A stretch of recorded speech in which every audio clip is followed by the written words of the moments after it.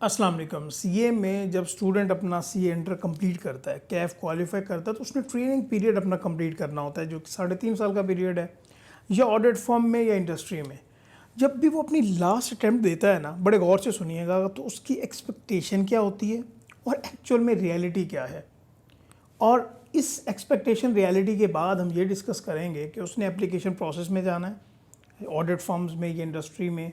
CVs चाहे वो online अपना फॉर्म फिल करे या फिज़िकली जाके सीवीज़ ड्रॉप करे, सीवीज़ के ऊपर बात करेंगे। और फिर उसको कॉल आएगी सिलेक्शन बेसिस पे कि हाँ आएँ, या तो आपके टेस्ट होंगे या आपके डायरेक्टली इंटरव्यूज़ होंगे। तो ईच एंड एवरी पर्सपेक्टिव्स को, एक एक एलिमेंट को डिटेल में डिस्कस करने वाले हैं। बड़ी इंपॉर्टेंट आपके लिए वीडियो होगी, चाहे आप सीए के किसी भी फेज़ पे हैं, किसी भी लेवल पे हैं, क्योंकि आपको इस प्रोसेस से गुजरना ही गुजरना है और आपको इसके ऊपर काम करना स्टार्ट करना चाहिए थोड़ा बहुत। तो आपसे रिक्वेस्ट होगी कि चैनल को ज़रूर सब्सक्राइब कीजिएगा। सबसे पहले एक्सपेक्टेशन एंड रियलिटी की बात करते हैं और मैं अपनी ही मिसाल दूंगा। मैंने काफ़ी टाइम पहले जब अपना सी इंटर कंप्लीट किया तो मेरी एक्सपेक्टेशन यही थी कि मैंने सितंबर अटैम्प्ट मेरी थी और नवंबर में रिज़ल्ट आया। मैंने कहा चलो रिज़ल्ट तक वेट करते हैं, जैसे ही रिज़ल्ट आएगा अल्लाह करे कि पास हो जाए, तो पास होने के बाद फॉर्म में अप्लाई करेंगे और जाके अपनी ट्रेनिंग स्टार्ट कर देंगे। जो मेरी परसेप्शन थी और 99% स्टूडेंट्स की यही परसेप्शन होती है, जो कि 100% गलत है।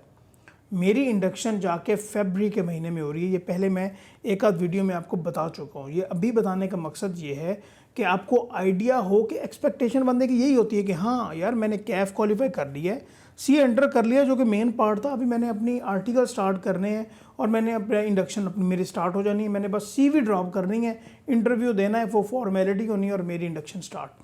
बट इन एक्चुअल आपको लग पता जाता है जब आप कैफ क्वालिफाई करने के बाद रियलिटी में जब ऑडिट फर्म्स को ढूंढने के लिए निकलते हो कि किसी फर्म में मुझे अपॉर्चुनिटी मिल जाए।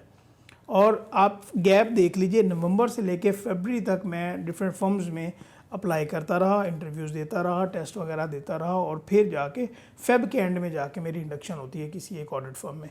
एक्सपेक्टेशन और रियलिटी का पता चल गया कि क्योंकि डिमांड एंड सप्लाई का थोड़ा डिफरेंस है, ऑडिट फर्म्स ने अपने हिसाब से अपनी इंडक्शन करनी होती है कि किसी को अपॉर्चुनिटी जल्दी भी मिल सकती है, but most of the cases में इंडक्शन में 3-4 माह का पीरियड एवरेज लग जाता है। तो ये आपको माइंड में बात रखनी है। और जब आप इस फेज से गुजर रहे होते हैं ना, थोड़ा सा टाइम गुजरता है, तो मैं आपको एक और वाक़या सुनाता जाऊँ। एक एक पॉइंट को मैंने बड़ा डिटेल में डिस्कस करना है, कोई भी पॉइंट आपका मिस ना कीजिएगा। मुझे अगले दिन ही स्टूडेंट का ना एक मैसेज आया कि सर किसी एमपीए की या कोई बंदा अगर किसी ओहदे पे हो तो क्या हम उसके रेफरेंस से फर्म में जा सकते हैं, क्या अप्लाई कर सकते हैं। मैंने कहा बिल्कुल, आप अगर कोई वहाँ पे जानने वाला है तो वहाँ पे आप रेफरेंस लगवाएं और जाएं, इंटरव्यू वगैरह दें। लेकिन मैं आपको यहाँ पे रियलिटी, एक बड़ी पर्टिकुलर रियलिटी बताने वाला हूँ और ये मेरे साथ ये हो चुका हुआ है। मैं एक जगह पे रेफरेंस के तौर पे गया कि मैं एक मैनेजिंग डायरेक्टर थे एक बहुत बड़ी ऑडिट फर्म के, मैं उनसे मिलने गया तो उन्होंने मुझे ये कहा कि बेटा देखो, हमने बच्चे रखने 30 से 35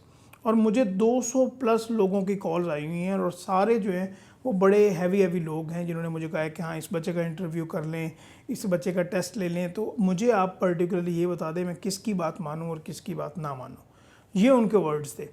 तो मतलब ये है कि फॉर एग्जांपल अगर किसी बंदे की भी एक पर्टिकुलर ऑर्गेनाइजेशन है तो वो उस बंदे को तब तक अपनी ऑर्गेनाइजेशन में इंडक्ट नहीं करेगा जॉब के लिए या ट्रेनिंग के लिए भी, जब तक उसको ये नज़र ना आए कि हाँ ये बंदा जो यहाँ पे मेरे पास इंटरव्यू के लिए आया हुआ है कि ये मेरी ऑर्गेनाइजेशन में वैल्यू ऐड कर सकता है। तो ये भी एक एक्सपेक्टेशन होती है। रेफरेंस के बारे में ये ज़रूर कहा जाता है कि भाई जिसके पास रेफरेंस हो वही बंदा ही ऑडिट फर्म में जा सकता है। ऐसी बात बिल्कुल नहीं है।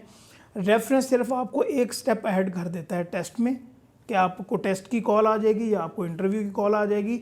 आगे ऑर्गेनाइजेशन ने खुद डिसाइड करना है कि क्या ये बंदा हमारे लिए अप्रोप्रिएट है या नहीं है। पर्टिकुलरली अगर सीवी की बात की जाए तो स्टूडेंट 1 पेजर सीवी बनाते हैं और ये बिल्कुल सही बात है कि आपको 1 पेजर सीवी ही बनानी चाहिए, लेकिन उस सीवी में वो चीज़ें ऐड कर देंगे जो कि उनको आइडिया नहीं होता। और इंटरव्यूअर ज़रूर ये क्वेश्चन पूछता है जो कि आपकी सीवी में मैंशन होते हैं।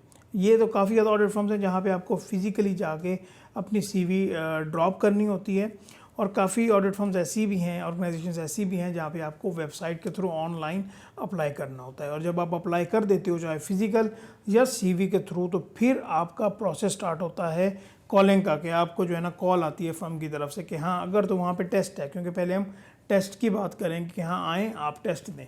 और इसके लिए उनका क्राइटेरिया एक सिंपल ही क्राइटेरिया होता है कि वो आपकी सीवी को देखते हैं, अगर वहाँ पे आपके एकेडमिक अवार्ड जो हैं पीछे, आपकी अटैम्प्ट्स भी बेहतर हैं। अच्छा, एक और कन्फ्यूजन, स्टूडेंट ये समझते हैं कि जिसकी मिनिमम अटैम्प्ट्स होंगी उसको ज़्यादा मौका मिलेगा। ये एक वन ऑफ क्राइटेरिया है। अगर आपके पास कुछ ऐसी स्किल्स होंगी जो कि ऑडिट फर्म्स में आपको बहुत ज़्यादा हेल्प आउट कर सकें, तो आपको बहुत ज़्यादा प्रेफर किया जाएगा। और मैंने ऐसे स्टूडेंट्स देखे हैं जिनके अटैम्प्ट ज़्यादा हैं, बट उनको थोड़ी सी उनके पास स्किल्स ज़्यादा थे तो उनको ज़्यादा प्रायोरिटी मिले। ये बात भी इंपॉर्टेंट है। अच्छा, आपको कॉल आ गई कि आप आएँ और टेस्ट दें। अच्छा, टेस्ट में एक तो जनरल नॉलेज का टेस्ट होता है, बाज़ औक़ात ऐसी डेडली ऑडिट फर्म्स भी हैं जहाँ पे वो क्वेश्चंस पूछ लेते हैं टेक्निकल, अपनी स्टडी के रेलिवेंट, लेकिन ये 1% हो सकता है। मोस्ट ऑफ द केसेस में इंग्लिश, मैथमेटिक्स और एनालिटिकल स्किल्स के रेलिवेंट क्वेश्चंस होते हैं। और एक इम्पोर्टेंट ऐसे ज़रूर लिखवाया जाता है जो कि कोई भी हो सकता है, इकोनॉमी की बेस पे हो सकता है। आपसे ये पूछा जा सकता है कि आप क्यों हमारी ऑर्गेनाइजेशन को ज्वाइन करना चाहते हो। तो यहाँ पे आपका नॉलेज टेस्ट होता है कि हाँ, एक्चुअल आपकी रीज़न, आपके पास कोई रीज़नेबल इसका आंसर है और आप अपने बारे में क्या हमें बताना चाहते हो। तो इसके बारे में मैं आपसे रिक्वेस्ट ज़रूर करूँगा कि आप ज़रूर प्रैक्टिस कीजिए और इसके पास आपके पास पॉइंट्स होने चाहिए कि आप एक अच्छा ऐसे ड्राफ्ट कर सकें, क्योंकि ड्राफ्टिंग स्किल्स भी इम्पोर्टेंट हैं, क्योंकि वही आपकी कम्युनिकेट कर रही होंगी जो कि आपका टेस्ट चेक कर रहा होगा। यही इस टेस्ट में आप पास होगे तो फिर आपको इंटरव्यू की कॉल आएगी। हाँ, काफ़ी ज़्यादा ऐसी भी ऑडिट फर्म्स हैं जहाँ पे टेस्ट नहीं होता, आपकी वो सीवी को देख के, जो आपके पास स्किल्स अवेलेबल हैं, आपकी अटैम्प्ट्स को देख के, आपकी एकेडमिक अवार्ड्स को देख के वो आपको कॉल कर लेते हैं कि हाँ, आप आएँ और इंटरव्यू दे दें। तो अभी हम बात करते हैं इंटरव्यू की। अभी हमने क्या क्या डिस्कस कर लिया, अपनी एक्सपेक्टेशन रियलिटी को भी देख लिया, सीवी को भी देख लिया, टेस्टिंग सिस्टम को भी देख लिया कि इस तरह से हम गुजरते हैं। अभी पर्टिकुलरली हम इंटरव्यू पे आते हैं और इंटरव्यूअर क्या सोचता है जब आप इंटरव्यू देने के लिए बैठते हैं। सबसे पहले तो हम ड्रेसिंग के ऊपर अगर बात कर लें तो यहाँ पे भी एक इंटरेस्टिंग पहलू मैं ज़रूर ऐड करना चाहूँगा। मुझे एक स्टूडेंट का ना मैसेज आया व्हाट्सएप पे कि सर, क्या हम शलवार कमीज़ में जा सकते हैं इंटरव्यू देने। तो मैंने कहा भाई, ड्रेस कोड होता है एक, आप बेहतर है कि आप शर्ट और पैंट के साथ जाएँ, कि एक जो ऑर्गेनाइजेशन है वहाँ पे ऑर्गेनाइजेशन बिजनेस के कल्चर है और आपको वहाँ पे रिफ्लेक्ट ज़रूर करना है, क्योंकि अगर आप ये रिफ्लेक्ट नहीं करोगे तो इंटरव्यू प्रोसेस में ही मे भी आप जो है ना वहाँ से रिजेक्ट हो जाओ। तो वो उनका ये क्वेश्चन था, ये कहते थे कि यार ये तो कोई बात ना हुई सर, कि एक हमारा इस्लामी माहौल है और हम तो ये चाहते हैं कि हम शलवार कमीज़ अपने एक इस्लामी तौर के ऊपर ऑर्गेनाइजेशन में सर्विस प्रोवाइड करें। तो यहाँ पे मैंने उन स्टूडेंट्स को ये गाइड किया कि भाई, अगर आप ये चाहते हैं ना तो इस प्रोसेस से गुजरें, अपनी ऑडिट फॉर्म बनाएं, उसके पार्टनर बने और वहाँ पे सबके लिए अप्लाई करें कि हाँ, यहाँ पे सारा इस्लामी माहौल होगा। और ये एक अप्रोप्रिएट अप्रोच है। आप सिस्टम को ब्लेम करने की बजाय सिस्टम को खुद चेंज करें अगर आप चेंज करना चाहते हैं। अच्छा, सबसे पहले मैं ड्रेसिंग के ऊपर बात करूँगा। बेहतर है कि आप 2 पीस में जाएँ।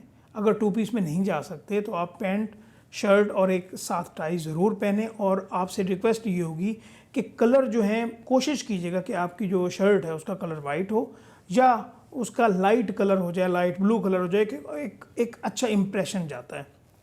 टाई भी साथ अच्छी हो जाए और साथ आप इस तरह से इंटरव्यू में जाते हैं। और जब भी आप इंटरव्यू रूम में एंटर होते हैं तो तकरीबन, अगर पैनल है वहाँ पे, पहले एचआर का इंटरव्यू है, फिर मैनेजर्स का इंटरव्यू है, बाद में पार्टनर्स का इंटरव्यू है, तो वहाँ पे पहला इंटरव्यू एचआर आपसे यही देख रहा होता है चीज़ कि इस बंदे की पर्सनैलिटी किस तरह से है। पर्टिकुलरली अगर हम कम्युनिकेशन की बात करें, क्योंकि हमारी जो नेटिव लैंग्वेज है वो इंग्लिश नहीं है, तो हम ज़्यादा उर्दू बोलते हैं। तो यहाँ पे स्टूडेंट्स क्या ट्राई करते हैं, क्योंकि इंटरव्यूअर उनसे क्वेश्चन इंग्लिश में करता है, तो वहाँ पे ये ज़रूर कोशिश करते हैं कि वो इंग्लिश में ज़रूर इसका जवाब दें।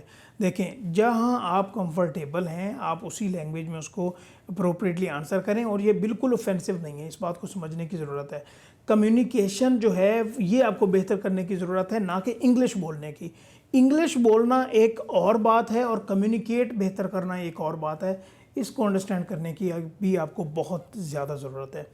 और यहाँ पे जो भी आपसे वो क्वेश्चन करे, आप उस रियलिटी में उसको बताओ कि भाई मैं ये रियल हूँ। वहाँ पे कोई भी आर्टिफिशियल चीज़ जब आप बताते हो तो उसको आइडेंटिफाई हो जाता है कि यहाँ पे ये आर्टिफिशियल बंदा बन रहा है, यहाँ पे ये बनने की कोशिश कर रहा है। क्योंकि उनका काम ही यही है कि वो डेली पता नहीं कितने इंटरव्यूज़ लेते हैं, हर अटैम्प्ट में कितने इंटरव्यूज़ लेते हैं, तो उनको स्टूडेंट्स का आइडिया हो जाता है जब वो उनसे कम्युनिकेट कर रहे होते हैं। तो आप एक अपनी जो भी आपकी रियलिटी है, जो कि आपके रियल बंदे हो, उस तरह से आप कम्युनिकेट करोगे तो आपके लिए ये बहुत ज़्यादा फ़ायदेमंद होगा। इंपॉर्टेंट बात, चाहे मैनेजर इंटरव्यू कर रहा हो, पार्टनर या एचआर, वो आपसे एंड में मोस्ट ऑफ द केसेस में ये ज़रूर क्वेश्चन पूछते हैं कि क्या आप हमसे कोई क्वेश्चन करना चाहते हैं तो आप कहते हैं नो।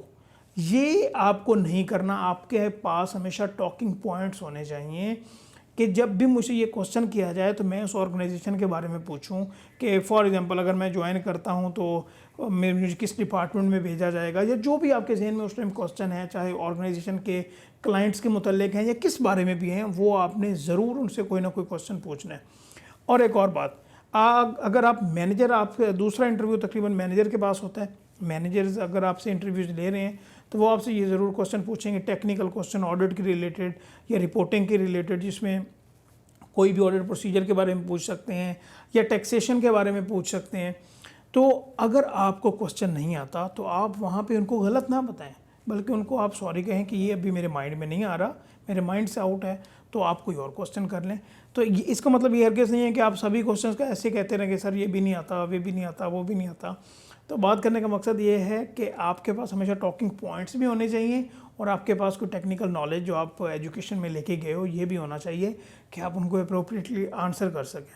और आपसे रिक्वेस्ट मेरी ये होगी कि अगर आपको कोई सीनियर किसी ऑडिट फर्म में है तो आप उनसे ज़रूर कांटेक्ट किया करें कि यहाँ पे अगर इंटरव्यूज़ होते हैं या सिलेक्शन प्रोसेस होता है तो वहाँ पे प्रोसेस क्या है, ताकि आपकी अंडरस्टैंडिंग हो।